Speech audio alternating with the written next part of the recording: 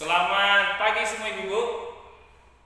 Baik, pada pagi hari ini terima kasih atas waktu dan tempatnya yang telah disediakan.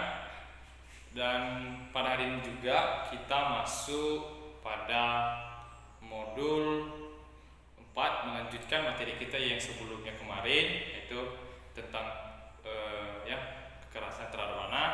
Dan pada hari ini kita masuk pada modul 4, yaitu sesi yang ke-12, tentang penelantaran. Ibu-ibu, halo,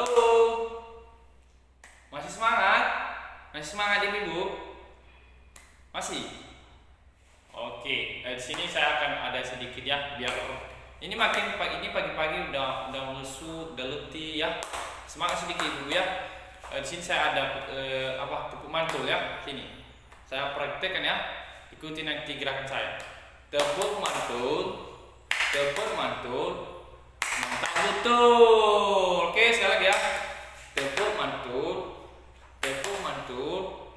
Mantap betul. Oke, terima kasih ibu, terima kasih.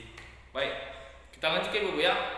Sebelum kita masuk ke materi kita, itu penelantaran. Apa itu penelantaran?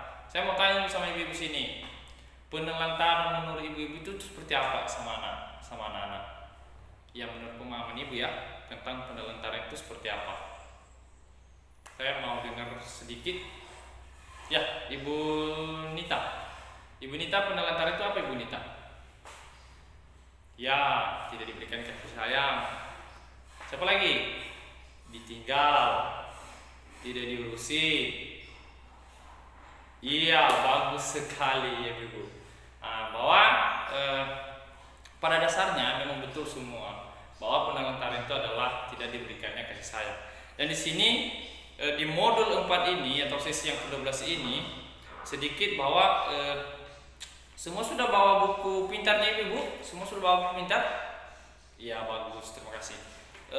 Silakan baca di halaman 32 Ibu, bahwa penelantaran itu adalah tidak dilakukannya kewajiban dan tanggung jawab orang tua dalam memenuhi kebutuhan dasar anak, termasuk kasih sayang dan perhatian terhadap anak. Bahwa penelantaran itu ibu-ibu maksudnya orang tua tidak diberikannya tanggung jawab atau kewajibannya terhadap anak. Mungkin yaitu dalam pakaian, dalam mencari nafkah, pendidikan, kesehatan. Dia tidak bertanggung jawab terhadap anaknya, sehingga anak-anaknya semua ditelantarkan atau tidak diurus. Itu namanya penelantaran. Dan di sini hari ini topik kita tentang penelantaran. Di sini ada sedikit kasus yang saya ceritakan sama ibu-ibu, dan kita akan belajar bersama dengan cerita ini, yaitu tentang tasrifin. Nanti saya akan baca tentang kasus tasrifin ini, dan ibu-ibu nanti saya akan menyampaikan kepada ibu bahwa isi kasus tasrifin itu seperti apa. Ya, kita akan baca dulu ibu ya. Di halaman 34. Ya, buku pintar di halaman 34 ibu. Cerita kehidupan tasrifin. Kisah tasrifin ibu ya. Kita baca ibu ya. Bahwa dimaksudkan di sini bahwa di sebuah dusun di desa Gunung Lurah, Kecamatan Cianggo, Banyumas, Jawa Tengah, Tasrifin 12 tahun harus mencari nafkah untuk menghidupkan ketiga adiknya. Ayah mereka pergi bekerja di Kalimantan bersama kakak tertuanya, ya, ibu ya. Sementara ibunya meninggal akibat tertimbun longsor. Dan hampir setiap hari Tasrifin mesti pergi ke sawah untuk mencari uang demi menghidupkan ketiga adiknya. Kalau berangkat ke sawah jam 7 pagi dan pulang 12 siang, kadang sehari dapat 30 atau 40 ribu sehari. Itu pun hanya beli beras dan sayuran, sisanya untuk jajan adik-adiknya. Di sini ibu yang mau saya yang mau saya tanya di kasus Tasrifin ini atau di film Tasrifin ini ibu, yang ibu lihat juga di buku pintar, Saya mau tanya, ibu-ibu kasus Tasripin itu dia bekerja, ya, dia bekerja menghidupkan adik-adiknya dengan pekerjaan apa? Nah, bahwa Tasripin itu dia bekerja untuk menghidupkan adik-adiknya, apakah itu layak?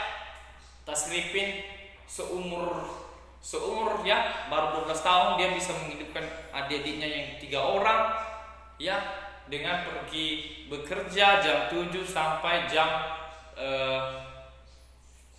12 sehari dengan upah hanya 30-40 ribu. Saya mau tanya sama ibu semua, apakah kasus Tasripin itu apakah termasuk penelantaran atau tidak?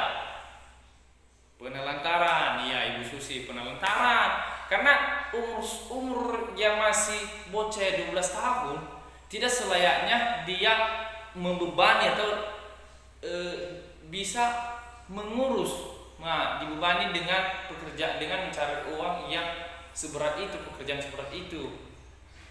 Dan inilah akibat kalau orang tua menelantarkan anaknya. Tadi ayah Tasripin pergi ke Kalimantan bersama kakak tertuanya. Dan Tasripin dengan adik-adiknya yang bersama dia yang 3 orang untuk menghidupi adik-adiknya itu Tasripin terpaksa bekerja. Karena kalau tidak bekerja dia akan mati, mereka akan mati kelaparan.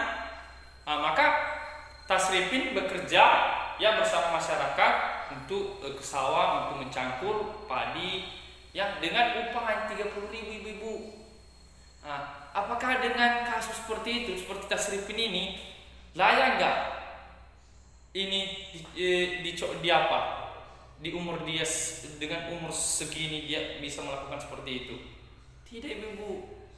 Kita disuruh di sini bahwa ya sebagai orang tua ya, ibu-ibu di sini dulu ya, ibu-ibu di sini ya untuk kepada anak-anak jangan pernah lantarkan anak-anak di rumah. Maksudnya harus apa yang menjadi kewajiban orang tua itu untuk menghidupi mencari nafkah untuk pendidikan anak ataupun ya masalah-masalah kesehatan itu tanggung jawab ibu-ibu. Itu kan merupakan ya kewajiban ibu untuk memenuhi kebutuhan anak-anak. Tidak seharusnya setelah melahirkan anak-anak ya udah bekerja sendiri. Itu tidak boleh ibu ya. Bahwa kasus Tasripin ini ya adalah kasus penelantaran terhadap orang tuanya. Bahwa orang tuanya pergi tidak menguruskan mereka dan mereka terpaksa untuk mencari nafkah. Dan di sini ibu-ibu ya supaya tidak terjadi kepada keluarga kita bahwa penelantaran itu terjadi dalam keluarga kita, maka sebagai orang tua maka berkewajiban dan bertanggung jawab dalam segala hal untuk memenuhi kebutuhan anak. Ya, ibu ya. Dan di sini yang mau saya tekankan sekali lagi bahwa kita sebagai orang tua mempunyai tanggung jawab lebih ya atau kewajiban kepada anak-anak sampai mereka dewasa nantinya, sampai mereka mengejar ataupun sampai selesai kuliah, sampai selesai pendidikannya ya. Karena anak itu adalah titipan ya ibu ya. Sekali lagi, anak adalah titipan bagi kehidupan kita. Tidaklah selayaknya memang kita menginginkan, tetapi Tuhan menitipkan kepada kita untuk dijaga, dipenuhi hak-haknya sebagai manusia. Tuhan telah menitipkan kepada kita supaya kita lebih bertanggung jawab dan berkewajiban untuk memenuhi kehidupan anak tersebut. Dan di sini supaya tidak terjadi penelantaran, maka ibu-ibu di rumah nanti yaitu memberikan kasih sayang, dorongan, motivasi supaya anak-anak di rumah bisa mencapai kesuksesannya kelak. Baik, ibu-ibu, sampai di sini materi yang saya paparkan ya.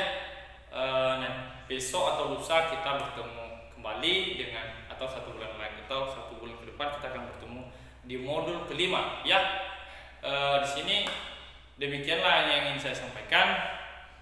Dan sebelum kita akhiri pertemuan ini, saya ada yel-yel sama ibu semua ya, semangat ya. Siapa kita? PK luar biasa. Yes, yes, yes. Masih ingat dulu? Yang itu masih ingat? Oke. Siapa kita? PK luar biasa. Yes, yes, yes. Baik. Terima kasih Ibu pertemuan hari ini ya. Saya sangat bangga dan semoga pulang dari sini nanti kita diberkati sampai ke rumah kita masing-masing. Salam sejahtera.